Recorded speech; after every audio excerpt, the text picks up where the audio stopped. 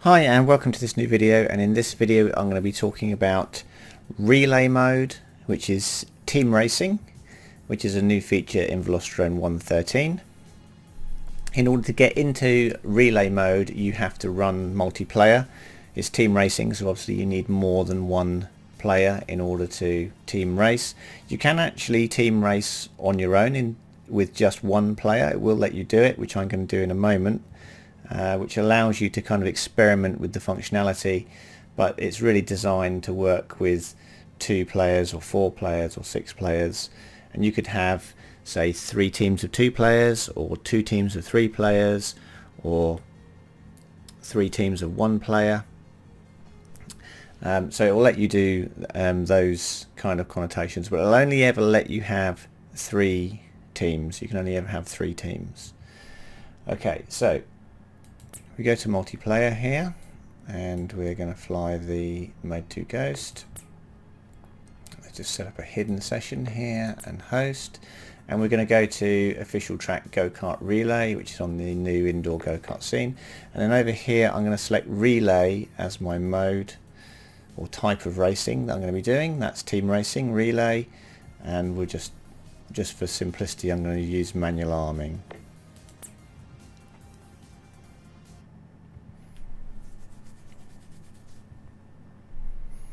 Okay, so you now get a warning when you go into a session in manual arming. It tells you must have an arm and tail mode switch enabled, otherwise you won't be able to fly.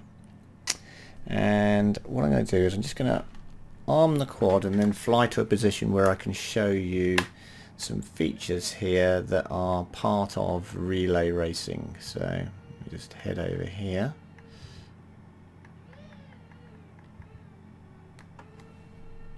There, I'm just going to stop the quad there. Okay, so one of the key things for relay racing is the battery recharge gate, and that is this gate that you can see here. It kind of has an effect like flowing orange water on it, and you fly into it in order to get a battery recharge, and what it does at the same time is it switches you with the next player in your team. So you'll go back onto the start grid and the next player on your team will be released to fly their laps. Because the idea of this is it's relay racing, so let's say there's 2 of you in a team and you're going to race 3 laps each. One flyer would go off, they would do their 3 laps, and then they fly into the recharge gate here, and then that will then put them on the start grid and will enable the next flyer to be able to fly.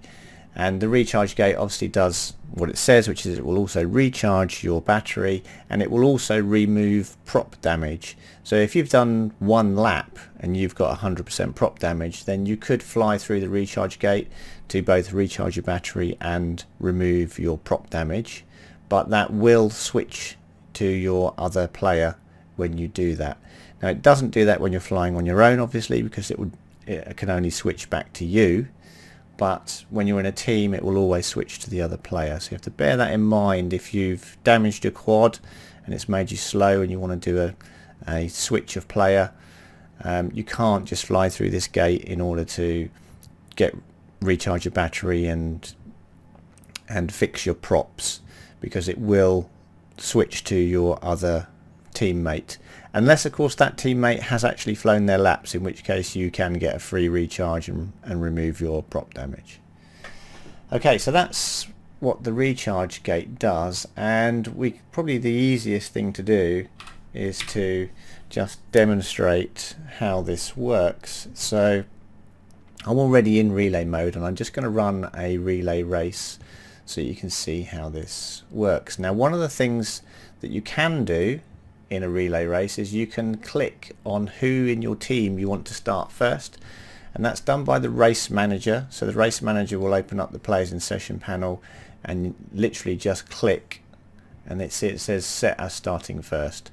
So that will set that player for that team color to start as first. So the race manager can do that for each team and just select which person on that team is going to be starting first. So if we come out of there and I just start the race.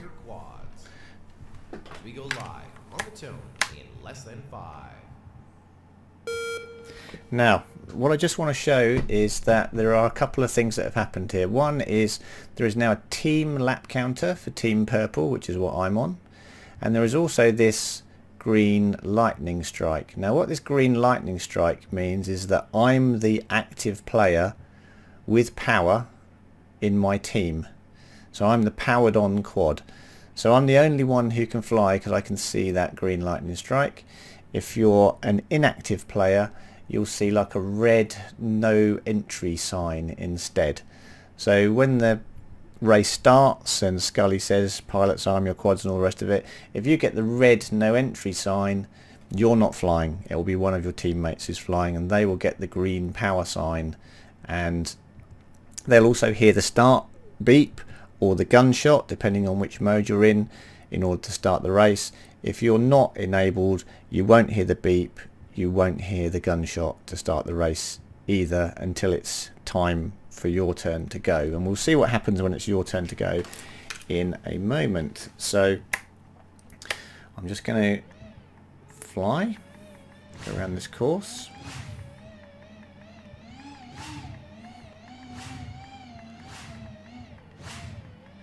There will be a few relay tracks in the release. This is the first relay track that we put together for testing, so the beta testers have been flying on this particular track.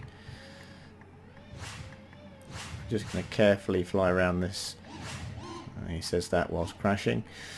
I'm just going to carefully fly around this so I can get back to the start.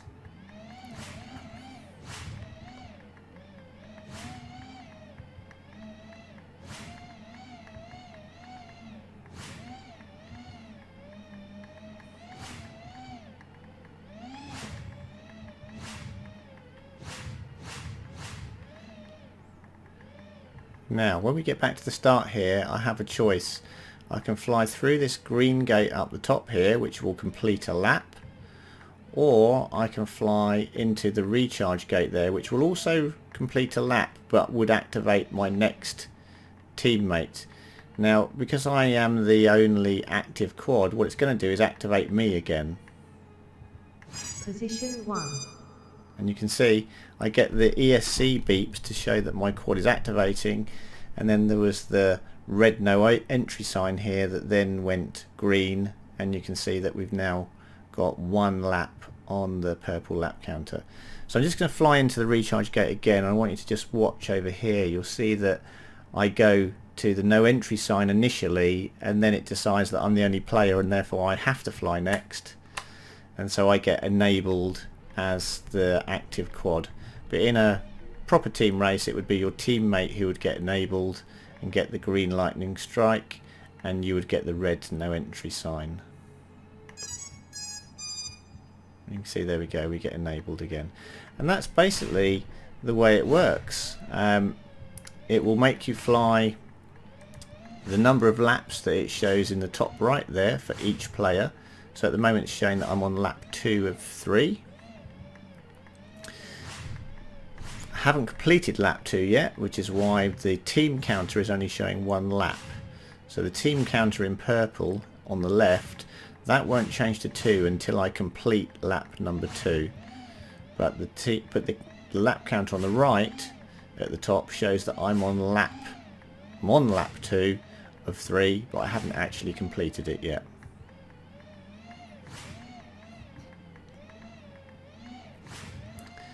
So we'll just fly around this course again.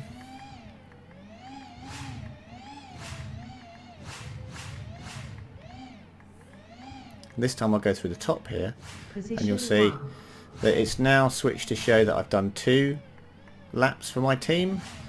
You can see top right, I'm now on lap 3 of 3, but I haven't completed 3 laps yet, so the purple team counter is only showing 2 laps currently. Now I can, if I want to, let's say I got some prop damage and I decide that I was going to come in early because of that, I could fly back here and go straight back in here,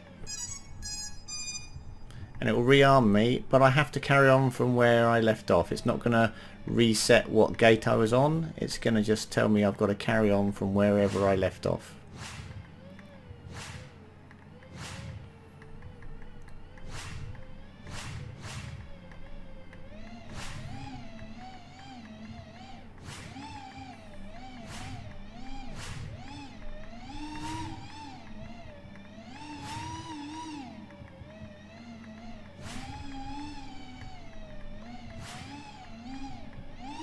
Okay, so this is the last lap. So we can fly through like so. Position 1. And now I've finished and it's reset me to the start grid. You can see here that I'm still enabled, and actually once the race is finished and everyone has finished, everyone gets re-enabled and we get the green lightning strike. And then here it shows the time for my team.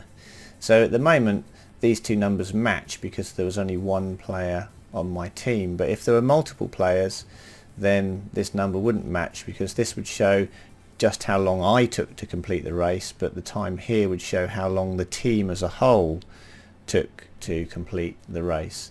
And whoever's got the lowest time over here is the winner, effectively.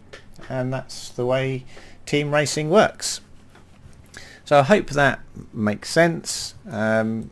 It's quite simple actually when you get into it and you run a team race, and the only thing you have to make sure of is that you've got a valid team when you set up the team racing. So you can't have uneven numbers of players on a team, you can't have more than 3 teams, and that's pretty much the only rules. As long as you obey those rules you'll be okay. Now if you have 7 players in a lobby, for instance, then one of those players you would have to set to not flying using the flying button here. So you'd have to set somebody to spectating like that, so that they're not checked to see if they're part of a team, and that's all you would have to do in order to control that and make sure that you've got valid teams for your team race.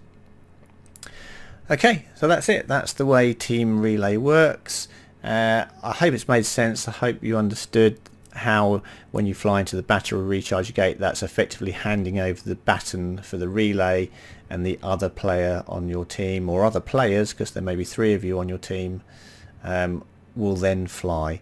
And as they fly around and then they come back and go into the recharge gate, the baton gets handed back to you if you haven't finished your laps, for you to fly again. And that carries on until you've all finished your requisite number of laps up the top here.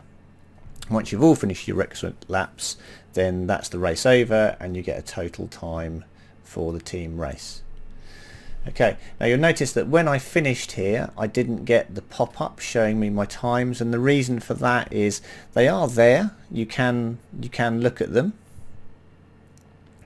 So we can click here and you can see here are my laps and my best lap and my time and all the rest of it. But of course the positions here are irrelevant in team racing, because whoever finishes their laps first in a team race would be position 1, but that doesn't necessarily mean that that team won the race. The only thing that's important in a team race is who has the lowest time overall here on the team lap counter.